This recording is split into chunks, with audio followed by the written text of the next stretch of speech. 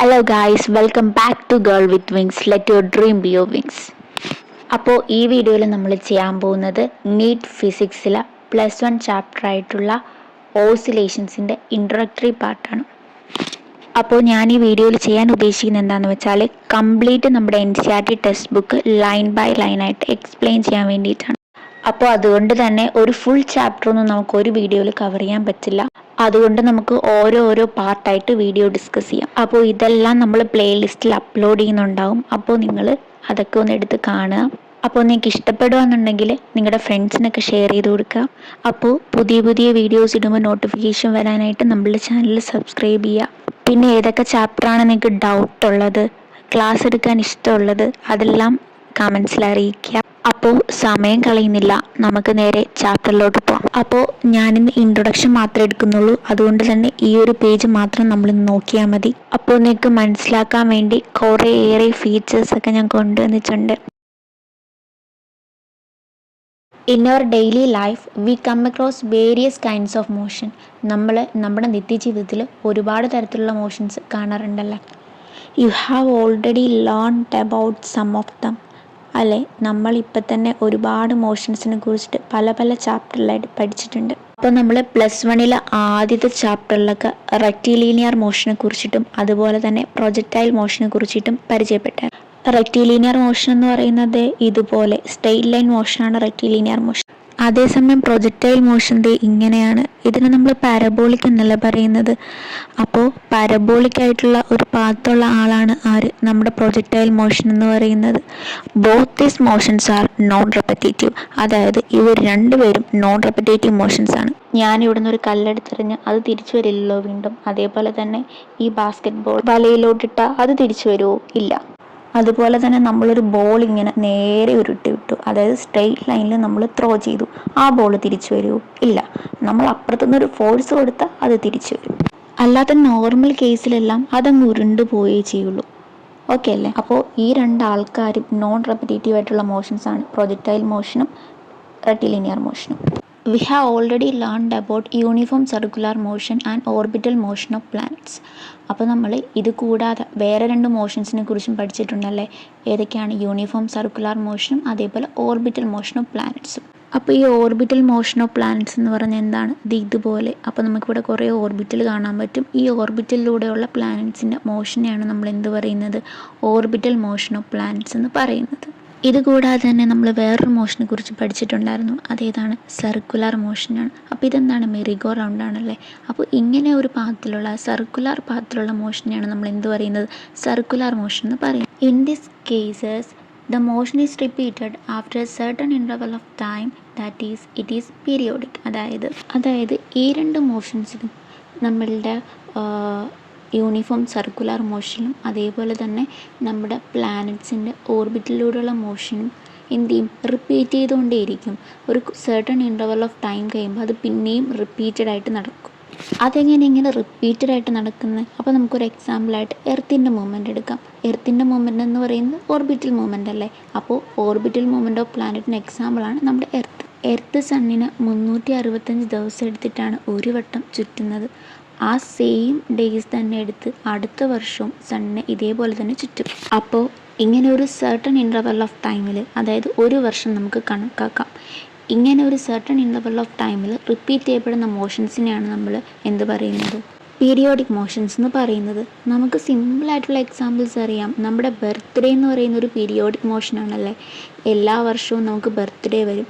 ഇങ്ങനെ ഒരു certain interval of ടൈമിൽ റിപ്പീറ്റ് ചെയ്യപ്പെടുന്ന മോഷൻ, ഇപ്പോൾ നമ്മുടെ വീക്ക്ലി എക്സാംസ് നമ്മുടെ ഇൻസ്റ്റിറ്റ്യൂഷനിൽ നടക്കുന്നത്, അത് എല്ലാ വീക്കിലും വരുന്നതാണ്. പിന്നെ റൈസിങ് ഓഫ് സൺ, അതൊരു പീരിയോഡിക് മോഷനാണ്. In your childhood you must have enjoyed rocking in a cradle or swimming in a swing. അപ്പോൾ നമ്മുടെ കുട്ടിക്കാലത്ത് നമ്മൾ റോക്കിംഗ് ഇൻ എ ക്രാൻഡിൽ എന്ന് വെച്ചാൽ തൊട്ടിലാണ്. അപ്പോൾ നമ്മൾ തൊട്ടിലിൽ ആടിയിട്ടുണ്ട്. അതേപോലെ തന്നെ നമ്മൾ ഊഞ്ഞാലിൽ ആടിയിട്ടുണ്ടല്ലേ. നമ്മുടെ കൊച്ചായിരുന്നപ്പോൾ നമ്മൾ ഊഞ്ഞാലിലൊക്കെ ആടി ഒരുപാട് കളിച്ചിട്ടുണ്ട്.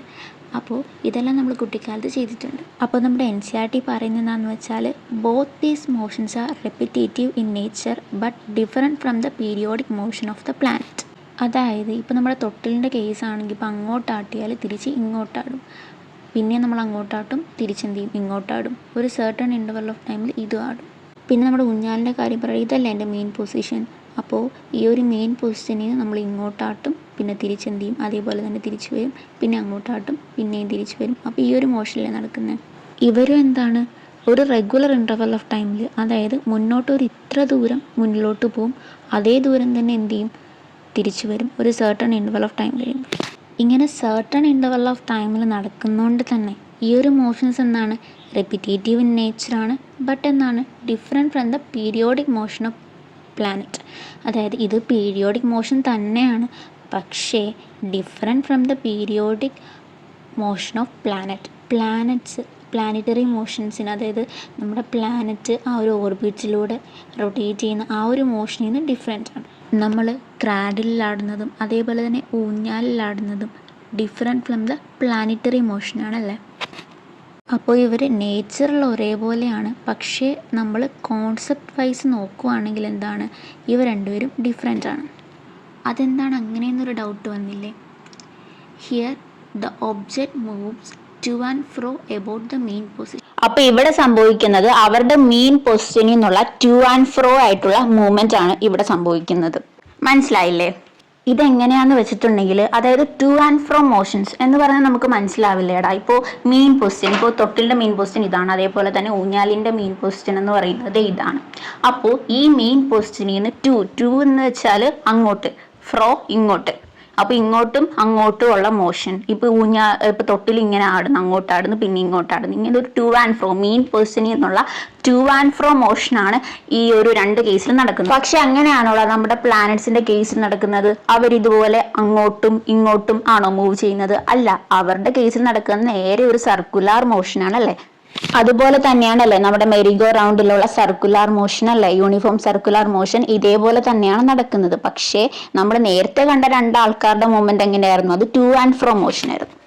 അതുപോലെ തന്നെ ഈ ഒരു ടു ആൻഡ് ഫ്രോ മോഷൻ ഉണ്ടല്ലോ, നമ്മുടെ NCERT കുറച്ച് എക്സാമ്പിൾസും കൂടെ പറയുന്നുണ്ട്. The pendulum of a wall clock execute similar motion. Wall ക്ലോക്കിലുള്ള പെൻഡുലം, ഈ ഒരു പെൻഡുലം എന്ന് പറയുന്നത് പണ്ട് നമ്മുടെ വീടുകളിൽ ഇങ്ങനെ ഒരു പെൻഡുലം ക്ലോക്ക് ഉണ്ടായിരുന്നു. അതായത് ഈ ഒരു ക്ലോക്കിൽ ഓരോ മണിക്കൂർ കഴിയുമ്പോഴും അതിൻ്റെ പെൻഡുലം ഇങ്ങനെ സൗണ്ട് ഉണ്ടാക്കും. അപ്പം അതെങ്ങനെ ആടുന്നതെന്ന് വെച്ചാൽ ഇതാ ഇവിടെ കാണുന്നുണ്ടാവും അല്ലേ. അപ്പോൾ ഇത് ഇങ്ങോട്ട് പോവും, അങ്ങോട്ട് വരും, അങ്ങനെ ഇതൊരു ടു ആൻഡ് ഫ്രോ മോഷൻ അല്ലേ മക്കളെ, നോക്കി. അപ്പോൾ ഈ ഒരു പെൻഡുലം ക്ലോക്കിൻ്റെ കാര്യത്തിൽ നമുക്ക് എന്ത് കാണാൻ പറ്റും? ഇങ്ങനെ ഒരു ടു ആൻഡ് ഫ്രോ മോഷൻ നമുക്ക് കാണാൻ പറ്റും അല്ലേ. നിങ്ങൾക്ക് കാണുന്നുണ്ടല്ലോ അല്ലേ. അപ്പോൾ ഇതിലെന്താ കാണുന്നത്? അങ്ങോട്ടും ഇങ്ങോട്ടും വരും, അങ്ങോട്ടും ഇങ്ങോട്ടും വരും. ഇങ്ങനെ ഒരു മെയിൻ പൊസിഷനിൽ നിന്ന് അങ്ങോട്ടും ഇങ്ങോട്ടും വരും. സെയിം ഡിസ്റ്റൻസിലായിരിക്കും, സെയിം ടൈം ആയിരിക്കും എടുക്കുന്നത്. പിന്നെന്താ ഇതിൽ പറയുന്നത്? Example of such periodic to and fro motion about.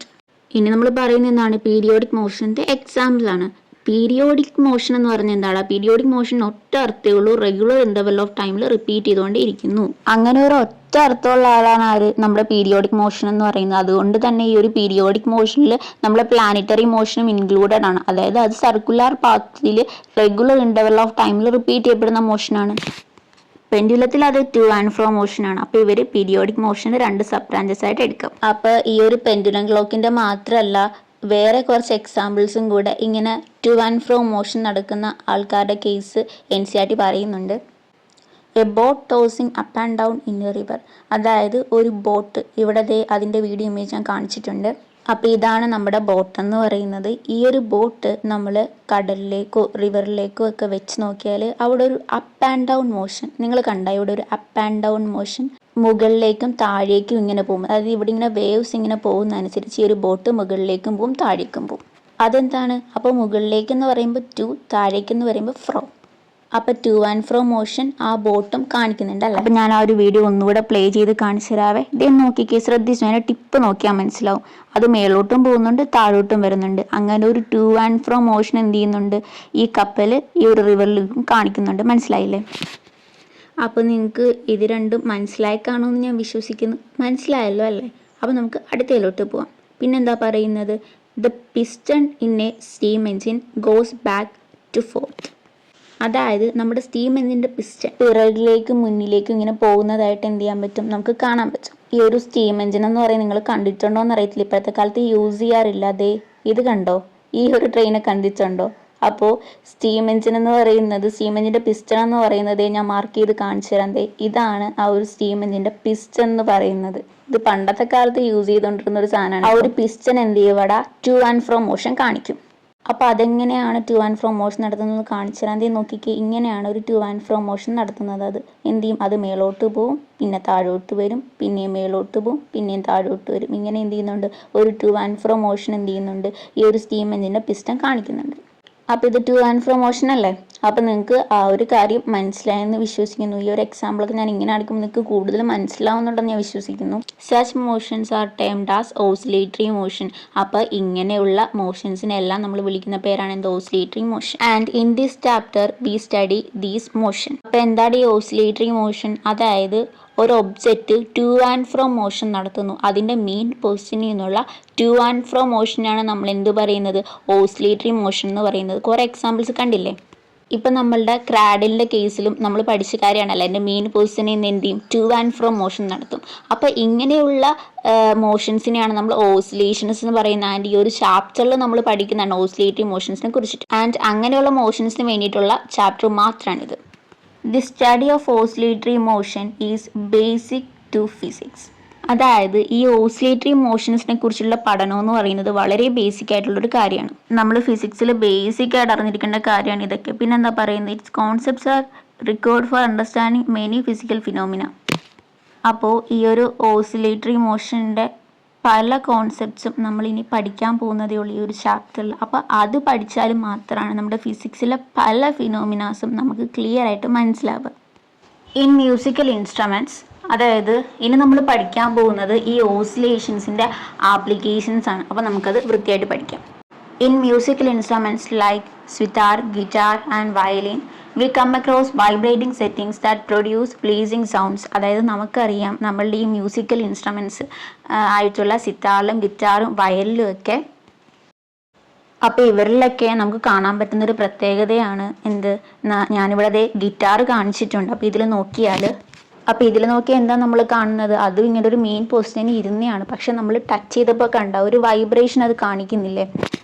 അപ്പോൾ നിങ്ങൾക്കത് കാണാൻ പറ്റുന്നില്ലടാ, നോക്കിക്കേ, മനസ്സിലായില്ലേ. അപ്പോൾ ഇങ്ങനെ ഒരു വൈബ്രേഷൻ എന്ത് ചെയ്യുന്നുണ്ട്, നമ്മൾ ടച്ച് ചെയ്യുമ്പോൾ അവിടെ ക്രിയേറ്റ് ചെയ്യപ്പെടുന്നുണ്ട്. അപ്പോൾ ഈ ഒരു മ്യൂസിക്കൽ ഇൻസ്ട്രുമെൻറ്റ്സിൽ വൈബ്രേറ്റിംഗ് സ്ട്രിങ്സ് എന്ത് ചെയ്യുന്നുണ്ട്, സൗണ്ട് പ്രൊഡ്യൂസ് ചെയ്യപ്പെടുന്നുണ്ട് അല്ലേ, നിങ്ങൾ കണ്ടില്ലേ. അപ്പോൾ നമ്മുടെ ഈ ഫിസിക്സിൽ ഈ ഒരു മ്യൂസിക്കൽ ഇൻസ്ട്രുമെൻസിൻ്റെയൊക്കെ കേസിൽ എത്രമാത്രം ബന്ധമാണ് ഈ ഒരു ഓസിലേഷൻസിനുള്ളത്. തീർച്ചയായിട്ടും നമ്മൾ ഈ ഓസിലേഷൻസിനെ കുറിച്ചിട്ട് പഠിച്ചുകൊണ്ടാണല്ലോ ഇവരിങ്ങനെ വൈബ്രേറ്റ് ചെയ്യാൻ പറ്റും എന്നൊക്കെ നമുക്ക് മനസ്സിലാക്കി, ഇവർക്ക് ഇങ്ങനെ ഒരു ടു ആൻഡ് ഫ്രോ മോഷൻ ഉണ്ടെന്നൊക്കെ മനസ്സിലാക്കിയത് അതുകൊണ്ടാണല്ലേ. അപ്പം നമ്മൾ ഗിറ്റാറിലൊക്കെ മനോഹരമായിട്ട് പാട്ട് പ്ലേ ചെയ്യുന്നത് എന്നാണ് ഈ ഓസിലേഷൻസ് പറയുന്ന സാധനം, അതിൻ്റെ മോഷനൊക്കെ അറിഞ്ഞുകൊണ്ടാണല്ലേ. അപ്പോൾ എങ്ങനെയാണ് ആ ഒരു ഗിറ്റാറിൽ അവിടെ നടക്കുന്ന മോഷൻ നിങ്ങൾ നോക്കിക്കേ.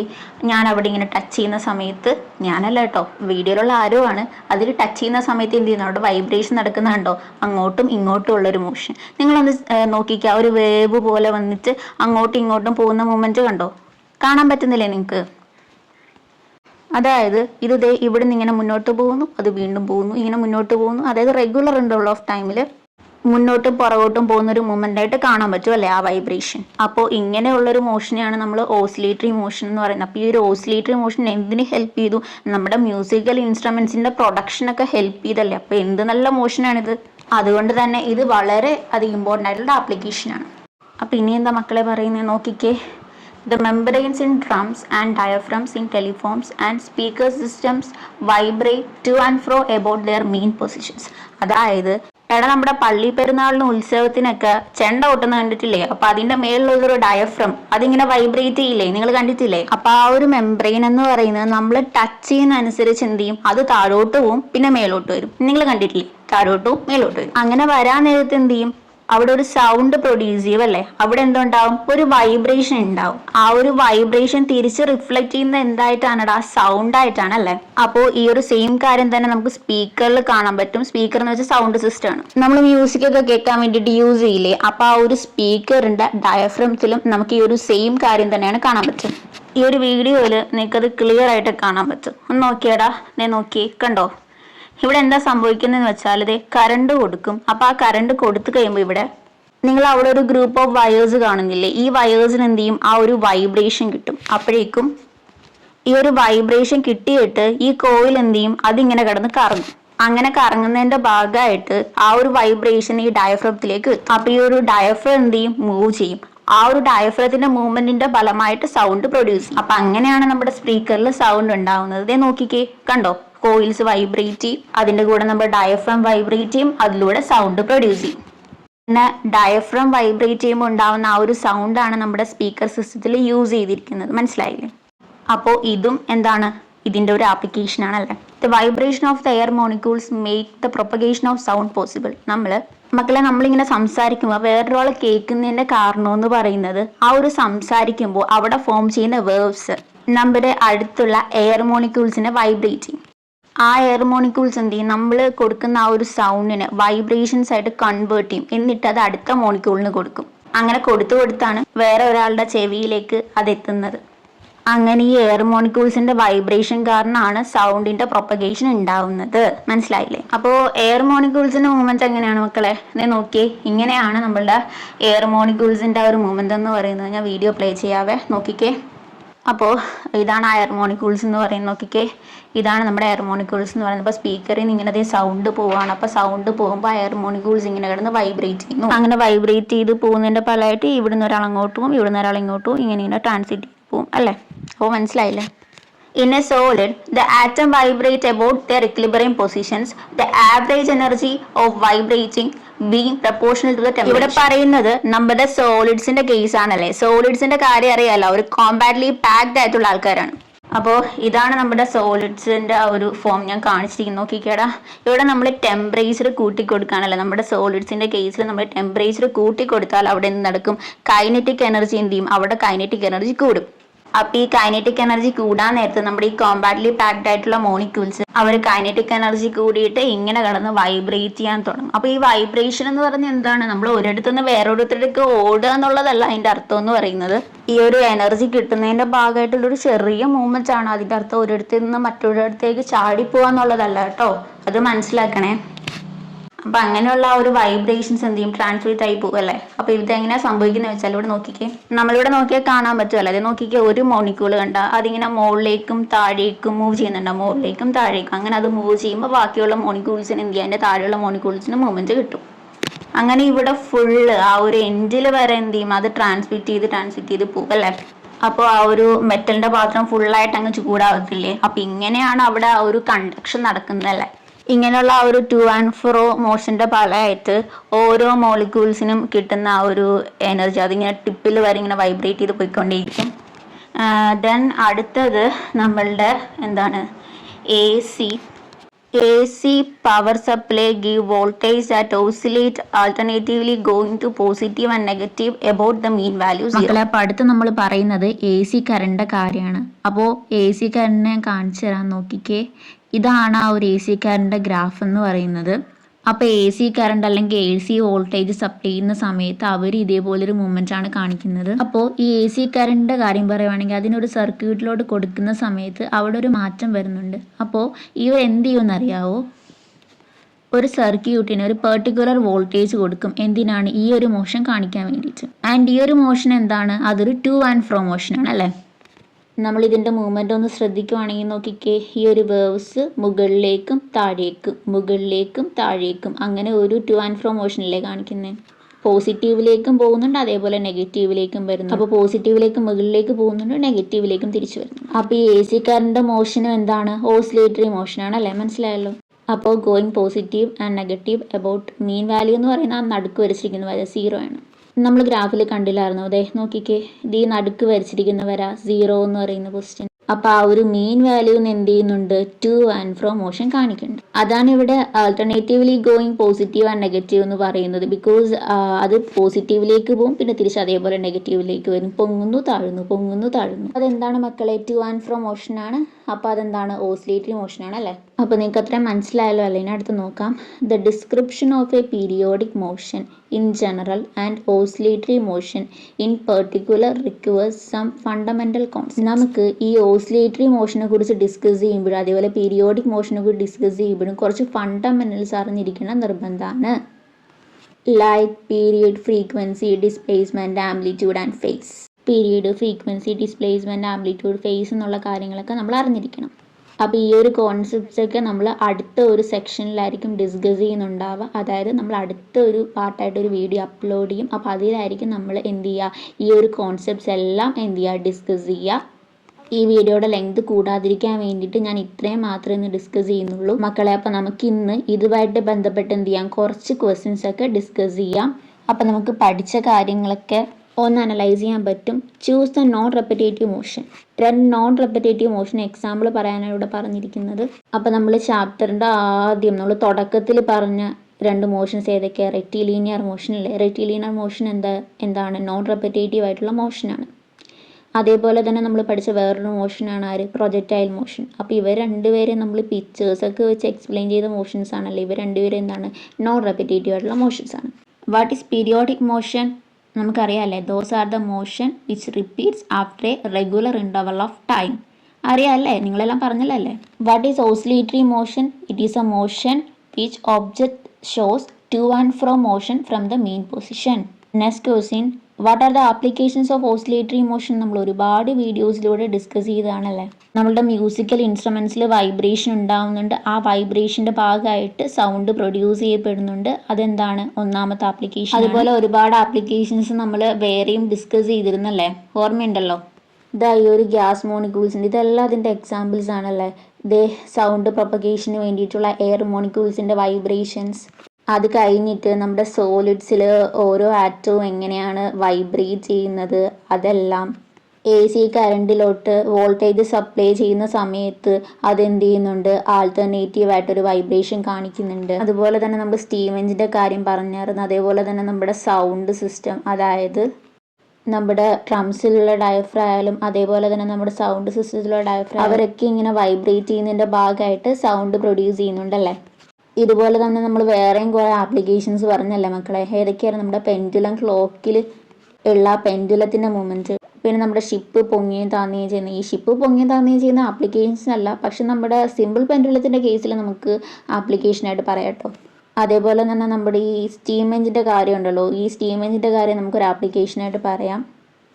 അപ്പം നമ്മളത് പ്രാക്ടിക്കലായിട്ട് യൂസ് ചെയ്യാത്തതുകൊണ്ടായിരിക്കും ടെക്സ്റ്റ് ബുക്കിൽ അത് ആപ്ലിക്കേഷനായിട്ട് എടുത്ത് പറയാതെ എക്സാമ്പിളായിട്ട് പറഞ്ഞു പോകും. നിങ്ങൾ മെയിനായിട്ട് ഓർത്തിരിക്കേണ്ടത് മ്യൂസിക്കൽ ഇൻസ്ട്രുമെൻസിൻ്റെ കാര്യവും പിന്നെ ഒരു സൗണ്ട് സിസ്റ്റത്തിൻ്റെ കാര്യവും എയർ മോണിക്യൂൾസിൻ്റെ കാര്യമാണ്. പിന്നെ നമ്മളുടെ സോളിഡ്സിലെ കാര്യം, അതേപോലെ തന്നെ AC കറണ്ടിലെ കാര്യമാണ് ഇമ്പോർട്ടൻ്റ് ആയിട്ടുള്ളത്. അപ്പം നമ്മൾ ഇത്രയാണ് ഇന്നിവിടെ ഡിസ്കസ് ചെയ്തത്. അപ്പോൾ ബാക്കിയുള്ള ഭാഗങ്ങൾ ഓരോരോ വീഡിയോസാക്കി നമ്മുടെ ചാനലിൽ ഉള്ള പ്ലേലിസ്റ്റിൽ അപ്ലോഡ് ചെയ്യുന്നുണ്ടാവും. ഫ്രണ്ട്സിനൊക്കെ ഷെയർ ചെയ്ത് കൊടുക്കണം. ഇനി നിങ്ങൾക്ക് ഏതാണ് ഡിഫിക്കൽട്ടി ആയിട്ടുള്ള ചാപ്റ്റർ എന്നുണ്ടെങ്കിൽ അതെന്ത് ചെയ്യുക, കമൻറ്റ് സെക്ഷൻ വഴി അറിയിക്കുക. ആൻഡ് നമ്മുടെ വീഡിയോ ലൈക്ക് ചെയ്യണം, സബ്സ്ക്രൈബ് ചെയ്യണം, ഷെയർ ചെയ്യണം. ആൻഡ് നമുക്ക് നമ്മുടെ ക്ലാസ് ഇന്നിവിടെ വൈൻഡപ്പ് ചെയ്യാം. Thank you. All the best dears.